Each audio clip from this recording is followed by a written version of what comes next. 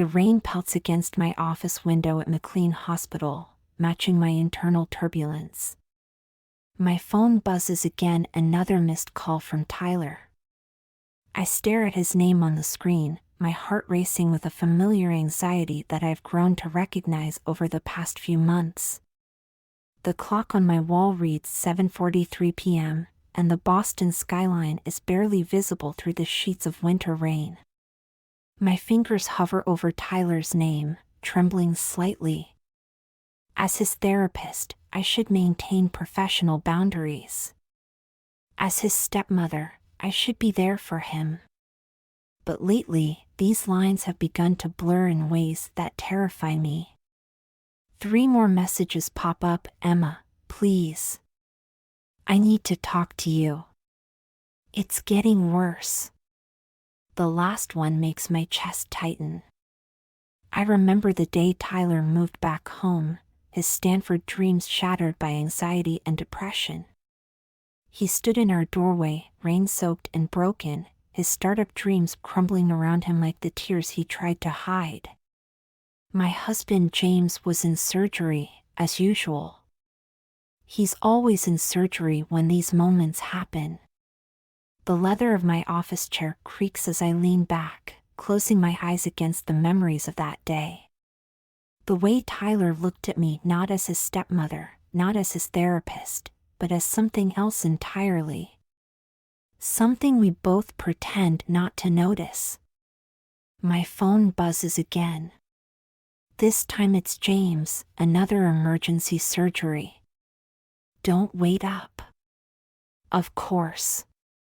I gather my things, my movements mechanical and practiced.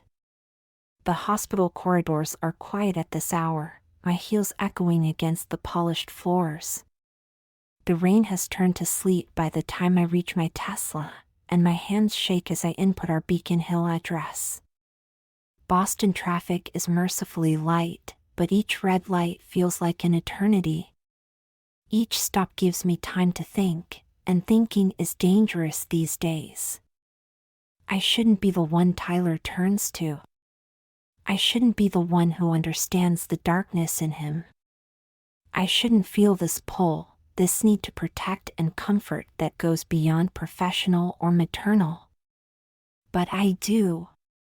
My TikTok notification lights up another comment on my latest mental health video. Dr. Chen, you always know exactly what to say. If they only knew how lost I feel right now. The brownstone looms before me, dark except for Tyler's room. The sight makes my heart skip. He's home. I sit in the car for a moment longer, watching the sleet create patterns on my windshield. What am I doing? What are we doing? The house is quiet when I enter, but I can hear his music from upstairs, that melancholic indie rock he plays when his thoughts get too loud. Tyler? I call out, my voice steadier than I feel. No response. I climb the stairs, each step heavy with the weight of what I'm about to face. The closer I get to his room, the stronger the scent of energy drinks and the glow of multiple coding screens. His door is ajar, and the scene inside makes my heart clench. Tyler sits surrounded by empty Red Bull cans, high. Fingers flying over 3 different keyboards. His dark hair is a mess, and he hasn't shaved in days. Lines of code reflect in his glasses, creating an eerie blue glow on his face. Tyler, I say again, softer this time. He freezes but doesn't turn around. You came. Of course I came. The words come out before I can stop them, too tender, too revealing. Dad's not home? It's not really a question. Emergency surgery. Tyler laughs, but it's a hollow sound that echoes in my chest. When isn't it?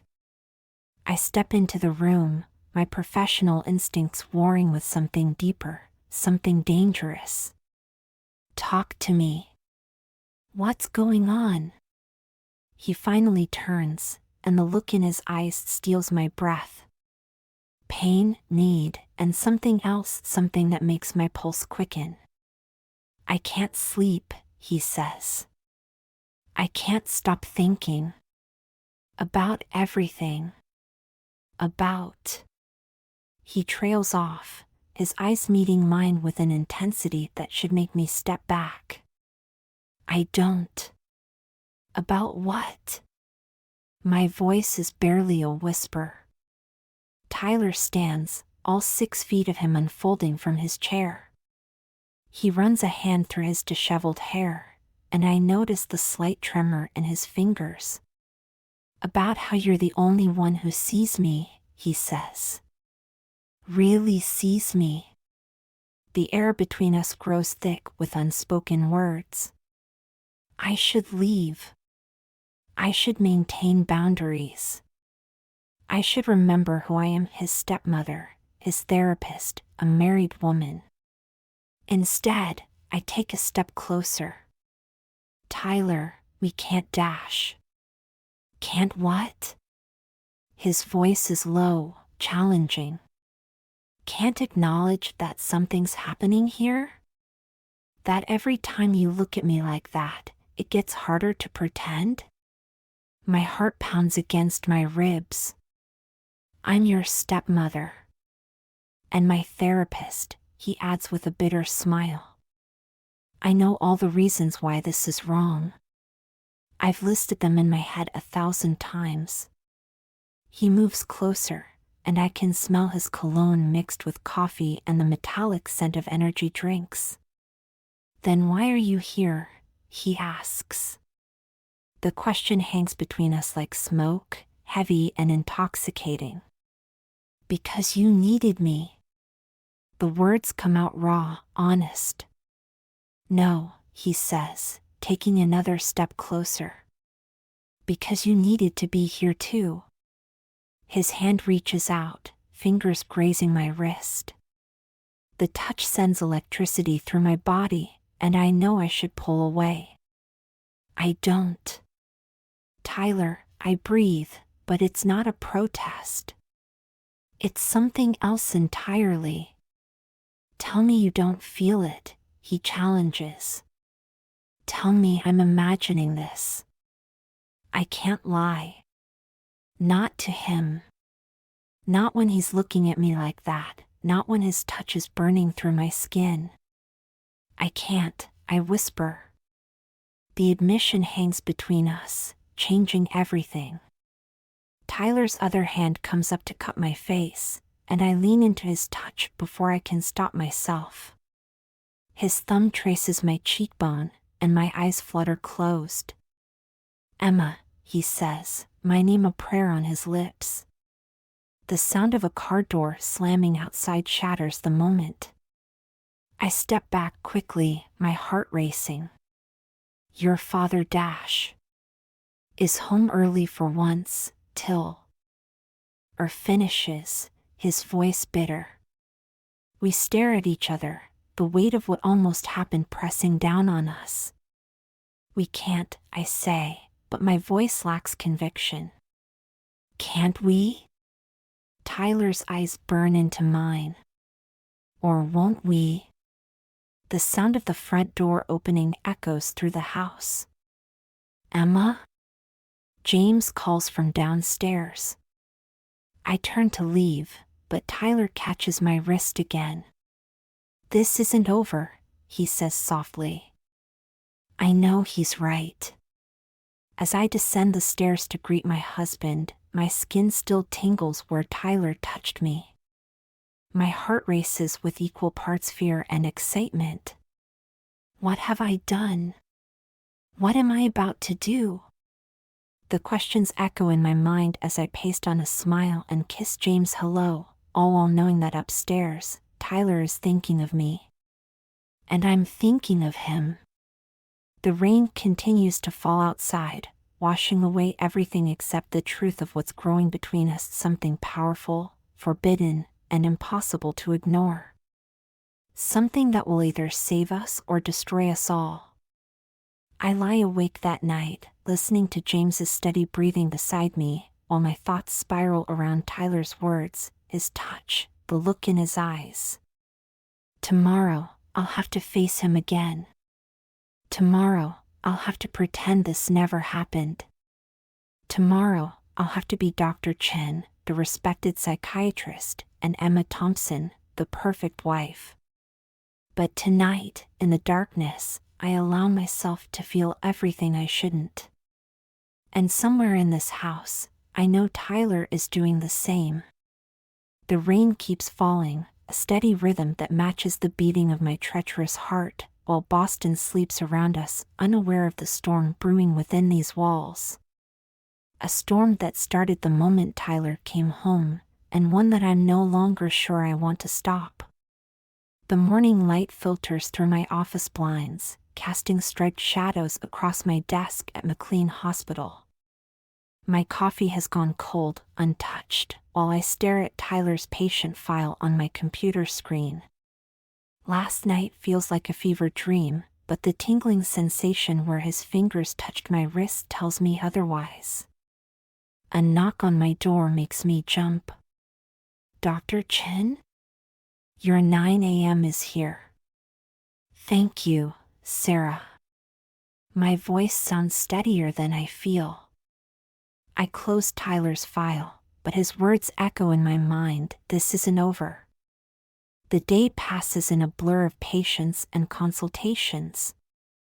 I smile, nod, and offer professional advice while my thoughts keep drifting to the third floor of our Beacon Hill brownstone.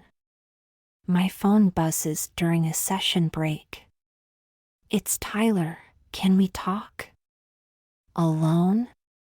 My heart races as I type and delete 3 different responses. Finally, I settle on my office. 5 p.m. His reply is immediate, I'll be there. The hours crawl by like molasses. I check my reflection too many times, smooth my skirt too often, and catch myself watching the clock like a lovesick teenager. At 4:55, my hands are trembling. At 4:58, I hear his footsteps in the hallway. At 5 o'clock, he knocks. Come in, I say, proud of how professional I sound. Tyler enters, and the air changes instantly. He's wearing a black sweater that makes him look older, more dangerous. His hair is still slightly damp from the shower, and the scent of his cologne fills my office. Hi, he says simply. Hi. I remain seated behind my desk, maintaining distance. He closes the door with a soft click that sounds like finality.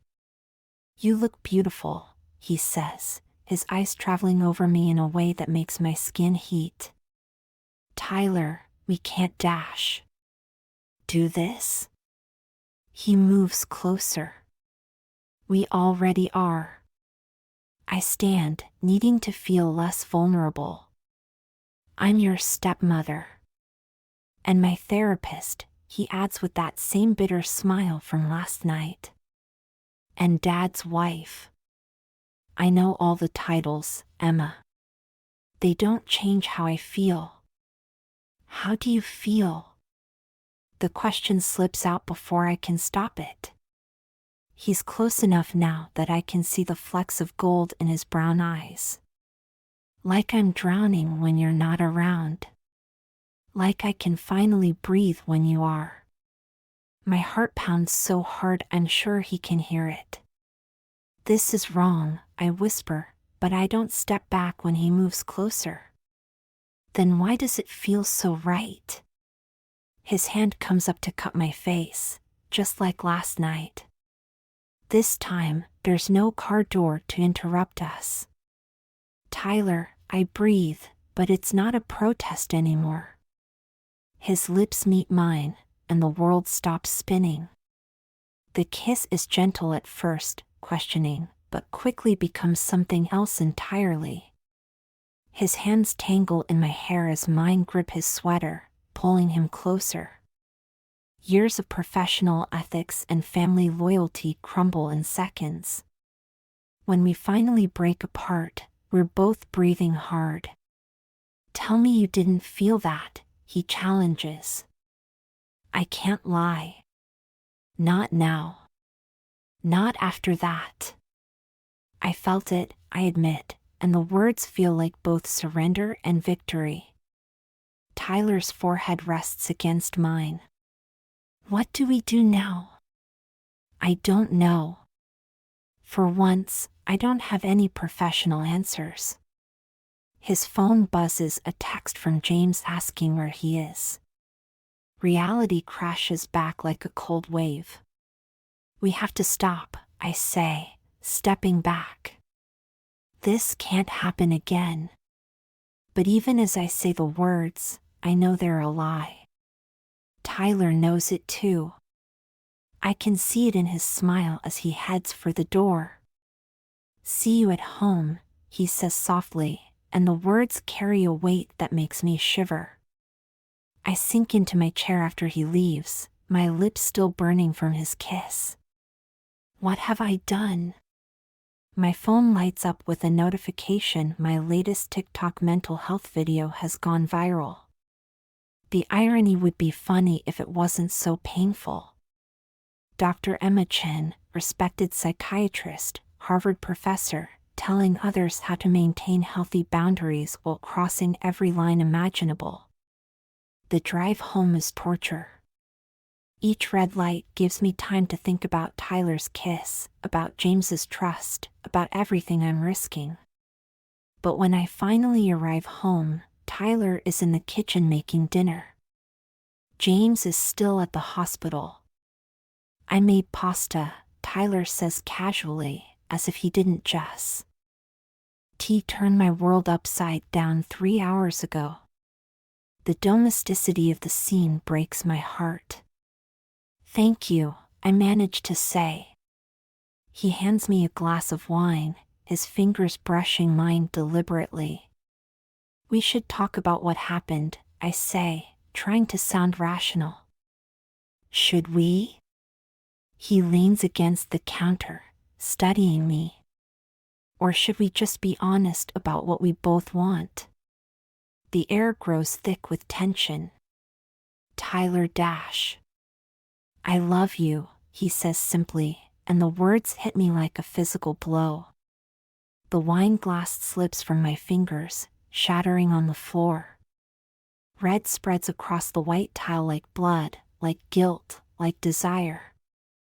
We both move to clean it up, and our hands meet among the broken glass. Time stops. His fingers intertwine with mine, and I know I'm lost. "I love you too," I whisper, and the truth of it terrifies me. The sound of a key in the front door makes us jump apart.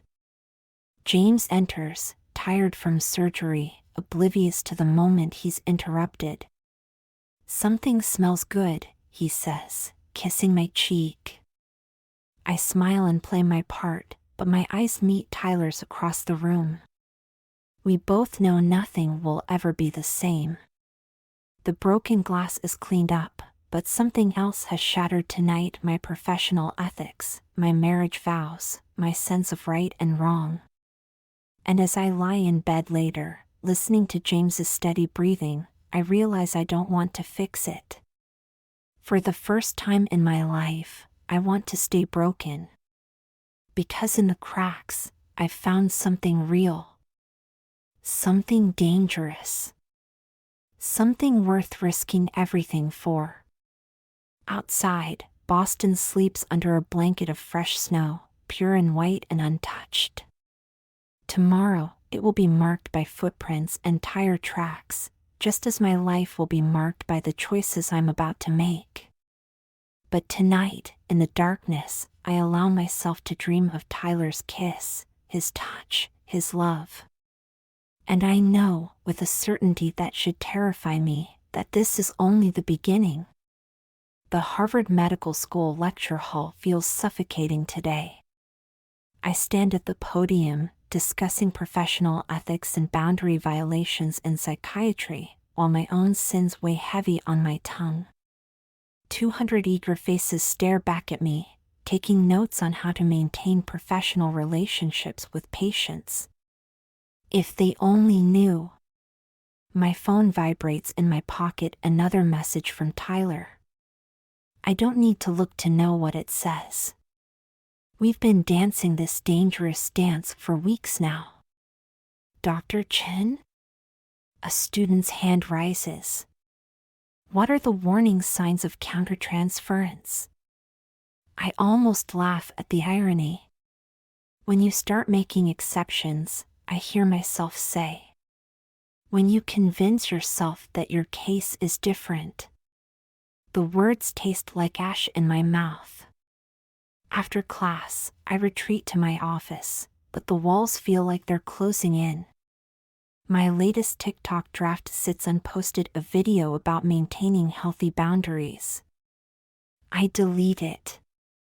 My phone buzzes again. This time it's not Tyler, it's the hospital board requestee. In an urgent meeting. My blood runs cold. The walk to the conference room feels like walking to an execution. Each step echoes with guilt and fear. Dr. Morrison, the chief of psychiatry, sits at the head of the table. His expression gives nothing away. Dr. Chen, he begins, we've received some concerning information about your relationship with a patient. The room spins. Someone accessed your clinical notes on Tyler Thompson multiple times from an unauthorized device. I force myself to breathe normally. I sometimes work from home. The access came from Tyler's personal laptop. The words hang in the air like a death sentence. We're launching a formal investigation, Dr. Morrison continues. In the meantime, you're suspended from clinical duties. I walk out of the hospital in a daze, barely registering the cold February wind. My phone rings, it's James. Emma? The board just called me. What's going on? I can't talk right now, I managed to say before hanging up. I drive aimlessly through Boston's snow-covered streets, past the Charles River where Tyler and I walked last week, past the coffee shop where we pretended to have therapy sessions. Finally, I end up at the public garden, sitting on a frozen bench, watching my world crumble. A text from Tyler, they question me. I didn't tell them anything. But Emma, I can't do this anymore. My hands shake as I read his next message, I'm leaving. Don't try to find me. I'm sorry. The snow falls harder, matching the ice in my veins. I race home, taking the brownstone stairs 2 at a time. Tyler's room is empty. A note sits on his perfectly made bed, I'm safe. That's all you need to know. Don't look for me. T. I sink to the floor, his note clutched to my chest. The sound of the front door opening makes me jump. James stands in the doorway, his face a mask of confusion and betrayal. The board showed me the notes, he says quietly. How long, Emma? I can't speak. How long have you been sleeping with my son? The words echo through the empty room. James dash. Don't. His voice cracks. Just don't. He turns and walks away. I hear him packing a bag downstairs. The front door slams. I'm alone. My phone lights up with notifications, the story is spreading. My colleagues, my followers, everyone will know soon. But none of it matters. Tyler is gone. I pull up my laptop, searching for any trace of him. His social media is already deleted. His phone is off. But I know him. I know he took the startup offer in San Francisco, the one he said he'd never accept. I know he's running away to protect me. And I know I can't let him. Outside, the Boston winter rages on, but I barely feel the cold anymore. I open my resignation letter template. Sometimes, you have to lose everything to find yourself. Sometimes, love means choosing the harder path. I begin to type. The attorney's office overlooks Boston Harbor, where winter waves crash against the docks. I sit in a leather chair that costs more than my monthly mortgage, watching my life unravel in PowerPoint slides. The medical board wants to revoke your license, Sarah Matthews, my lawyer, explains. The evidence is substantial. I nod, numb to everything except the constant ache of Tyler's absence. Your clinical notes alone dash. I know what they say. I cut her off. My phone buzzes, another call from James. I decline it. 3 weeks have passed since Tyler disappeared. 3 weeks of headlines, whispers, and destroyed careers. Emma. Sarah's voice softens. Have you heard from him? I shake my head. But I'm lying. Last night, Tyler posted a TikTok video, his first since leaving. No words, just him standing on a San Francisco pier at sunset.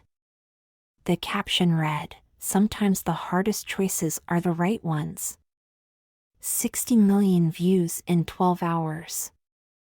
The comments are a mix of support and judgment, theories and threats.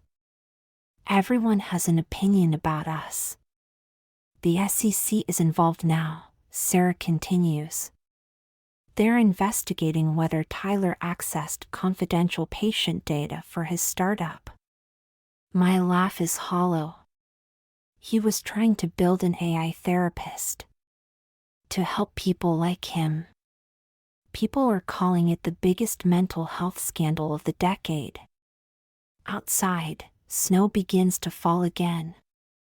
I remember another snowy day, just weeks ago, when Tyler first kissed me in my office. It feels like a lifetime ago. My phone lights up with a text from an unknown number. Turn on CNN. I pull up the live stream. Tyler is standing at a podium in Silicon Valley, his startup's logo behind him. I take full responsibility, he's saying. Dr. Chen was not involved in any data breach. I acted alone. My heart stops. The relationship was my fault. I pursued her. I manipulated the situation. No, I whisper at the screen. Tyler, don't. But he continues, falling on his sword to save me. Sarah watches with wide eyes. This changes everything. I'm already grabbing my coat. Emma, where are you going? San Francisco. You can't. The board dash. I don't care about the board. My voice is steel. I won't let him destroy himself for me. The flight to San Francisco is 5 hours and 47 minutes of pure torture. I watch Tyler's press conference on repeat, seeing the pain behind his professional mask. He's trying to protect me, but he's killing himself in the process. When we land, my phone explodes with notifications. Tyler's video has gone viral again, the truth about Emma Chen. My hands shake as I press play. He's sitting in what looks like a hotel room, eyes red from lack of sleep. Everyone wants to know the truth, he says. Here it is, I love her. Not as a patient. Not as a stepson. I love her for who she is. Tears stream down my face. And if that makes me crazy, if that makes me wrong, then I don't want to be right. The video ends. I take a taxi to his startup's office, but the receptionist says he's gone. Try the Golden Gate Bridge, she adds softly. He goes there to think. The sun is setting when I find him, leaning against the railing, watching the fog roll in. You shouldn't have come, he says without turning around. You shouldn't have lied to protect me. He finally faces me, and the pain in his eyes breaks my heart. I had to. They were going to destroy you. And what about you? I step closer. Your career, your reputation don't matter. His voice cracks. Nothing matters except keeping you safe. Tyler. I reach for his hand. I didn't fall in love with you because I needed protecting. He intertwines our fingers, and for the first time in weeks, I can breathe. What do we do now? He whispers. The fog swirls around us, hiding us from the world. We stop running, I say. We stop hiding.